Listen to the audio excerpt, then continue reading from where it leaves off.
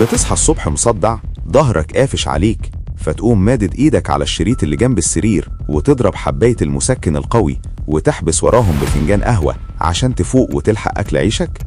يا مؤمن، انت عارف انت بتعمل ايه في نفسك؟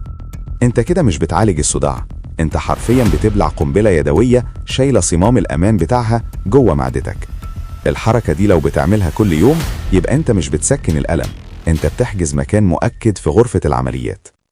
امبارح جالي الصيدلية عم عبده، راجل سواق شقيان على باب الله، دخل عليا وشه أصفر وعرقان، قال لي: الحقني يا دكتور، حاسس بألم شديد بيقطع في مساريني، مع إني لسه واخد مسكن قوي عشان ظهري.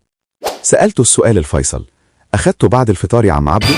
قال لي بكسرة نفس: لا والله، صحيت متأخر فبلعته على لحم بطني مع شفطة شاي ونزلت. هنا عرفت إن الكارثة وقعت، عم عبده بإيده دمر الدرع وسلم معدته للنار. تعالوا أشرح لكم اللي حصل جوه بطن عم عبده واللي ممكن يحصل لك. ربنا خلق معدتك دي عبارة عن خلاط كيميائي جواه حمض قوي جدا عامل زي مية النار. طيب ليه النار دي مش بتاكل جدار معدتك نفسها؟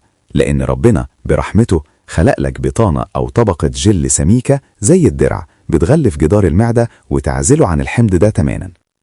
المسكنات القوية دي بقى شغلتها إنها تقطع الألم، بس للأسف وهي بتعمل كده بتوقف المادة اللي بتبني الدرع ده. تخيل المشهد بقى، انت خدت المسكن فكسرت الدرع، وكمان شربت قهوة فزودت مية النار. النتيجة النار بتوصل للحم المعدة الحي مباشرة وبتبدأ تاكل فيه وتعمل تآكل بيتحول بعد كده لقرحة أو ثقب لا قدر الله. طب يا دكتور، أنا بصحى ميت من الألم وما أقدرش آكل، أعمل إيه؟ أموت من الوجع؟ لا، اسمع مني الحلين دول. الحل الأول، لو مضطر تاخد مسكن على الريق يبقى ملكش غير الباراسيتامول زي البنادول أو الأبيمول، ده الوحيد الحنين اللي ما بيكسرش الدرع، هو أضعف شوية بس أمان.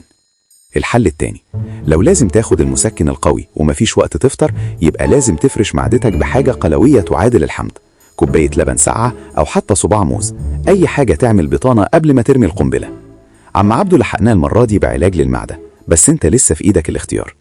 القاعدة الذهبية احفظها صم: افرش معدتك بالأكل قبل ما ترمي فيها المسكن. ودلوقتي قول لي في الكومنتات بمنتهى الصراحة، كم مرة عملت العملة دي؟ وهل كنت تعرف ان الباراسيتامول هو البديل الآمن ولا لا؟ شاركونا عشان غيركم يستفيد. خلصت حكاية النهاردة، بس حكايات العلم ما بتخلصش، استنوني لأن ورا كل دواء حكاية.